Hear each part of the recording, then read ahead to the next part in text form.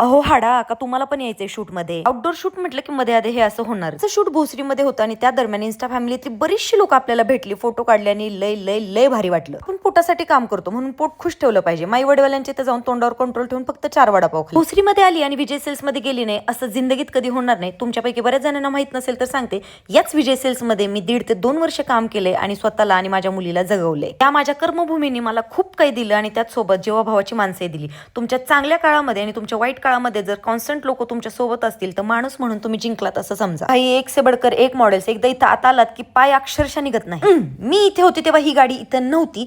Golf cart म्हणतात हिला. आणि या गाडीनं तुम्ही खालच्या फ्लोरवरून वरच्या फ्लोरला जाऊ शकता. एवढा मोठा हा मॉल आहे. आतमध्ये आल्यानंतर तुम्हाला काय बघू आणि काय नको असं होतं. इतक्या व्हरायटी ऑफ अप्लायन्सेस आणि बाकी गोष्टी इथे आहेत. माझ्याकडे पैसे आले की मी यातल्या सगळ्या गोष्टी घरी घेऊन जाणार आहे स्वप्नात. विकास या विजय सेल्सनी मला दिलेला जीवाभावाचा माझा भाऊ मला एवढ्या कौतुकानं सगळ्या मॉलमध्ये फिरवत होता आणि प्रगती आली म्हणून सगळ्यांना भेटवतही होत. भाई भाई भाई मला हे पाहिजे, मला हे पाहिजे, मला हे पाहिजे. डिश वॉशर, वॉशिंग मशीन या गोष्टी बायांनो घरामध्ये असायलाच पाहिजेत तर तुम्ही सुखी आहात असं समजायला हरकत नाही. 1.5-2 तास इथे वेळ घालवल्यानंतर पण मला इथून जायची इच्छा होत नव्हती. इथे मी लॅपटॉप काउंटरला 1.5-2 वर्ष जॉब केला आणि आज मी जेही काही आहे मी विजय सेल्स किंवा इथल्या लोकांच्या सपोर्ट शिवाय आता इथे नसते. या लोकांना किंवा विजय सेल्सला मी आयुष्यात कधी विसरू शकत नाही. फायनली सगळ्यांचा निरोप घेतला आणि दौरा झुडिओकडे वळवला. पण देवा शपथ मी तर काही सुद्धा घेतलं नाही.